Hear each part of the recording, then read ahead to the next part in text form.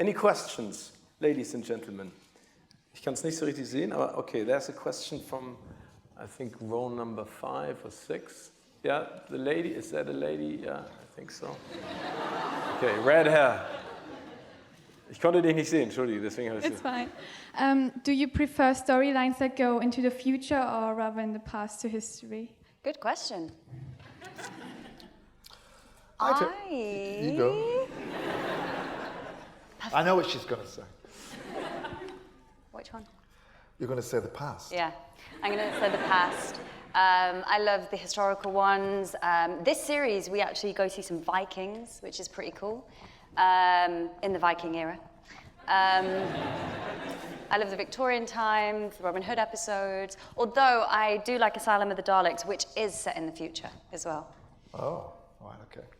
I like all of it, really. I like historical ones and space ones, and ones with robots, and ones with monsters, and ones in the cosmos. I like ones where you go to a place that is sort of not quite named and can be grasped, like the end of time. I like when you go to places like that, which is not necessarily the future or the past, is it? I don't know, it's been a long day, sorry. Question from the gentleman right here. Yeah. This is a question for Peter. Hi. Hi. I just wanted to know when you did the film Torchwood, if it was any different from Doctor Who, because Torchwood is more for grown-ups and adults and so on. So I just wanted to know if the filming was any different. If it was any different, I don't think it's more grown-up than Doctor Who. Not with me in it, I don't think. I was just delighted to be in that because it was, as I said, I'd been in Doctor Who and I thought that was the end of my communication with the Doctor Who world. So to then be asked to be in Torchwood, which Russell wrote, and I love Russell, was just a delight. It was just a great part and great fun to work on. It was quite serious, I suppose, but I don't take Doctor Who any less seriously. More seriously, in fact. And I think Doctor Who is a very challenging program to act because it demands that you are able to move from the comic to the tragic, from the domestic to the epic, to the light to the dark, sometimes in one scene. Sometimes at the start of one sentence, you're making a joke, and at the end of another one, you're asking a profound question about immortality. And recognizing the tone that's required for the program and the energy. These are all hard questions for actors. I mean, I would say that the surprise that I had when I went to Doctor Who was that it was actually much tougher to act than I had expected. But I think that's good. I think that it's good to be challenged.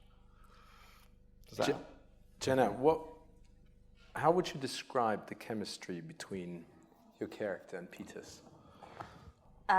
Strange and charming. What about you, Peter? I think it's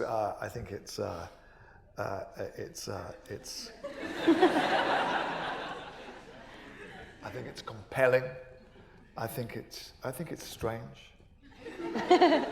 I think the Doctor would crash into things all the time if Clara wasn't there. I think he didn't.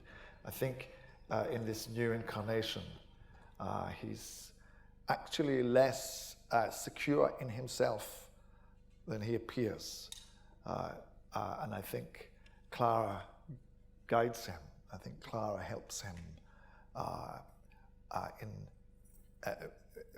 be more, well, especially in the new season, she tries to make him more sociable and tries to give him better people skills.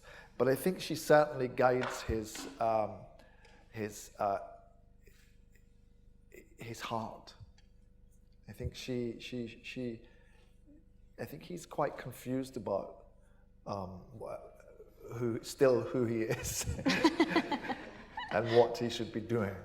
And I think he has a very strong instinctive drive, and I think Clara helps him modulate that. That's the most boring answer, isn't it? I liked it. I was with you. I think it's good. No, I think it's great. I think what's so lovely is so much of what their relationship is about is actually what's unsaid between them. They're not the kind of wear hearts on their sleeves, will really tell each other how they feel. So instead they'll hug each other and do it when the other isn't looking. You know, it's that kind of, but the history between them and the bond between them and what they've been through together, I think, is so strong. It's actually more about the unsaid. As a little teaser for season 9, is there anything that we should ready ourselves for regarding the chemistry between Clara and the Doctor? They're just on an adventure. It's really adrenaline fueled. They're trying to seek out all of time and space and run at it as fast as they can. They're really united this year. Yeah, I think they're very bonded, and I think they're like a little gang of two who realize they have this fantastic toy box, the whole of time and space, which they can play in. And I think the Doctor knows, even at 2,500 years, that life is short and that he should try and enjoy it. And I think Clara has taught him that as well. But I think there's also a difficult thing when you play the Doctor, because I think the Doctor, there's a whole hidden Doctor, and he knows things that he doesn't say.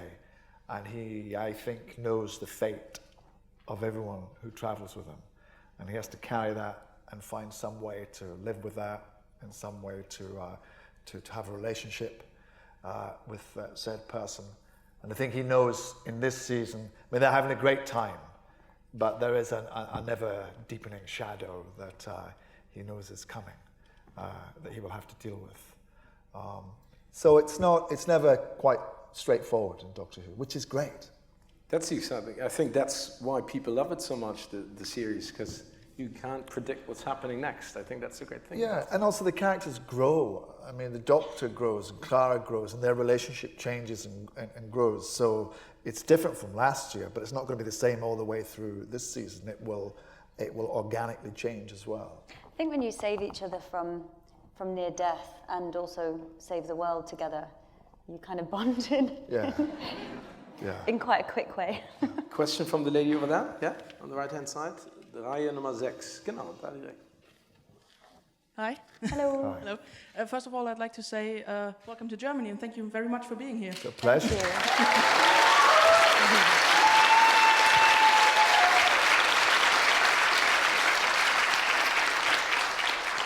And I'd be really interested to know, except from the TARDIS set and the studio, you're doing location filming, and what was the most exciting location or the most interesting that you've been to, both of you? Ooh,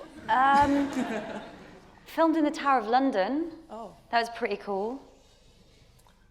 We're always filming in castles or power stations, aren't we? So I thought you were going to say the power stations. I really wanted to.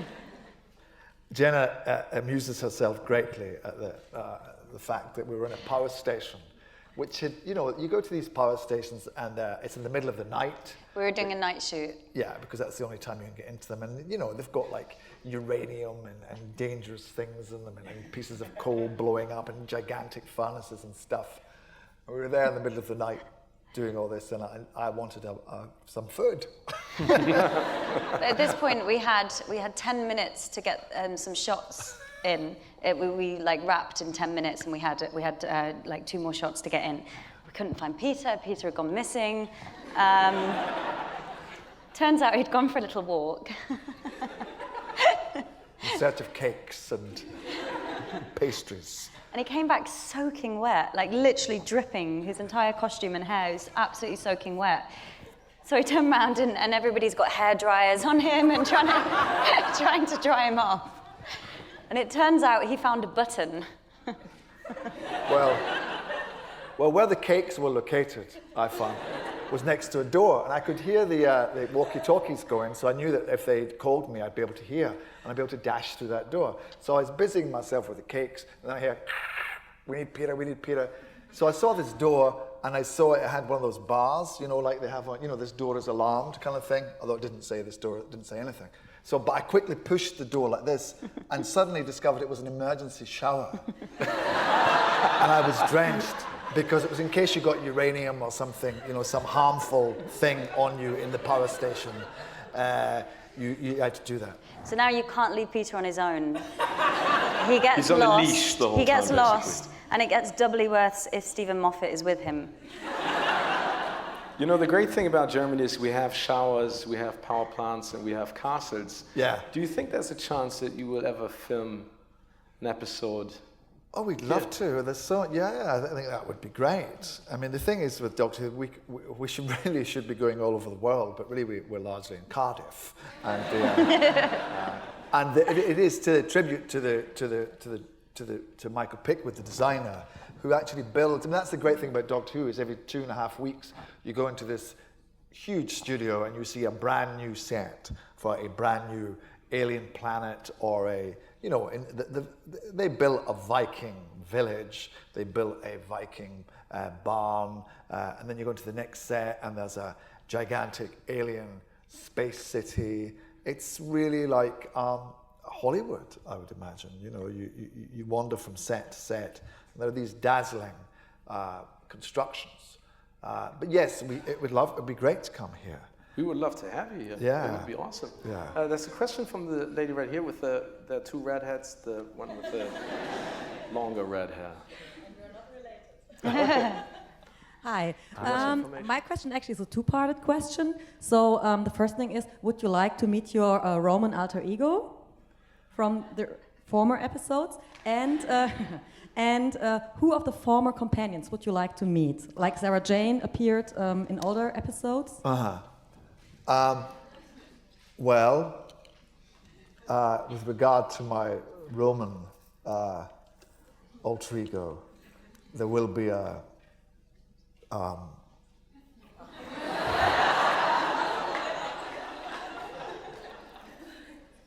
he may appear again. He may not. He may not. But certainly he will be Johnson. I'm sorry, give me a fright, you know how it is. He will certainly be invoked. And companions. The former companions all seem to come and visit us. So usually every week somebody shows up. But they're all lovely. Louise Jameson I've met, who's absolutely lovely. Janet Fielding. Fraser Hines was there just a couple of weeks ago, which was great to meet him, because I remember as a child Jamie was Scottish, so that was one of the few. I was a little Scottish boy, so he was one of the few kind of Scottish things in Doctor Who. Yeah, I've met. You mean which one would I like to? In the series. Oh, in the series. Well, Sarah Jane, unfortunately, Elizabeth Sladen is no longer with us. So, but she was great. I always think that it would be nice for him to meet his granddaughter again, because William Hartnell did that wonderful speech about her. Question over here from, hier vorne, die junge Dame. I was just wondering if there's going to be any more horror elements in the new season, and if you enjoy filming those. Yeah, Yes, there is. Yes. It's very, in fact, we're doing a... Creepy. Yes. Very creepy. Do you know what I always find horror is hard to really scare, effectively, to scare with a tactic, that you don't expect or you haven't seen before. Yeah.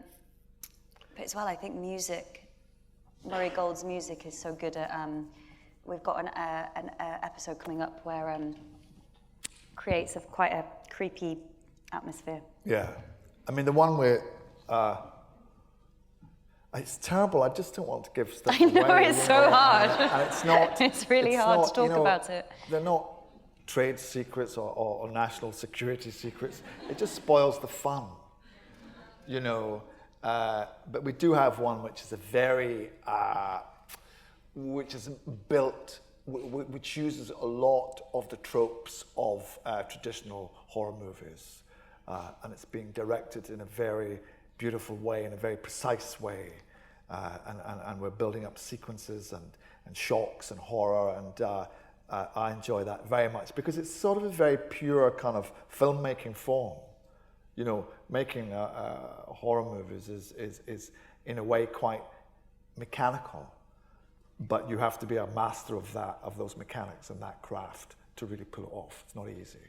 And we're sort of we've done one like that, which has been great. I hope it turns out great.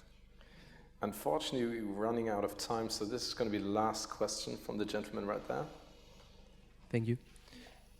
So at first I wanted to thank you both for a wonderful season of Doctor Who, very funny and very serious. Thank you. And then I wanted to ask you, who's your all-time favorite enemy in the complete Doctor Who series? Ooh. I have to say, I think Michelle Gomez has done a brilliant job.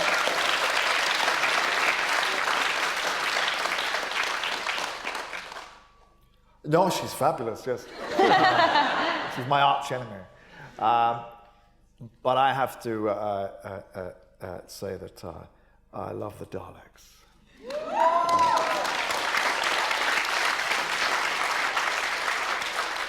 And I just think for hysteria and madness and evil, they can't be beaten. And also, I remember them as a child. I mean, when I grew up, there was Dalek mania, you know, and Beatlemania at the same time. So it was a wonderful childhood. But yeah, no, I love them. Before we let you go, there's one last thing that I would like to ask you. You know, the response is amazing. You know, you can see all of the happy faces now after they finally met you and saw you. How important is, you know, your relation with the fans and especially feedback that they give you? I mean, they're all so much into detail and they've seen every episode probably 100 times. What does it give you as an actor and as someone who's basically part of something like this, Jenna? It's very humbling. It's a wonderful thing to do things like this and get to meet fans and people who love the show so much, and then turn up and go to work on Monday morning and remember how far-reaching the show is and how many people get joy from it. I think it's a really pure thing and a lovely thing. But also it's really informative. It's really informative for us to meet people and you can kind of find out what elements of the show they like or what's working or what's kind of really hitting home or what someone's picked up upon, which is when you're filming day in, day out, it's kind of, it can be hard to gauge what's kind of really sticking in a way. So it's a really informative thing to have that relationship as well. Yeah, no, I think so too, and I think one of the, it's when you're making the program, you're very much in that bubble of actually spending 9 months every day filming, and it's you're quite separate from the world and what's going on in the world, and it's great for us to be reminded that what we're making is a show that goes out and reaches people, and the response that we've experienced has been so positive and so kind, and I'll just be quick. I know there are 2 things I want to say. One is that the creativity that we see, that the show seems to trigger, is wonderful. The drawings, the music, the films, everything, the writing, the stuff that people do is absolutely inspiring, and it helps us understand more about what we should be doing with the show and what works and what doesn't work and what people like. And secondly and finally, it's a good thing in the world, and the fans are the face of that, really. And it's great to be at the centre of a good thing in the world. And thank you for that. Thank you, Jenna, and thank you, Peter, for coming out. Thank you so much for all your questions.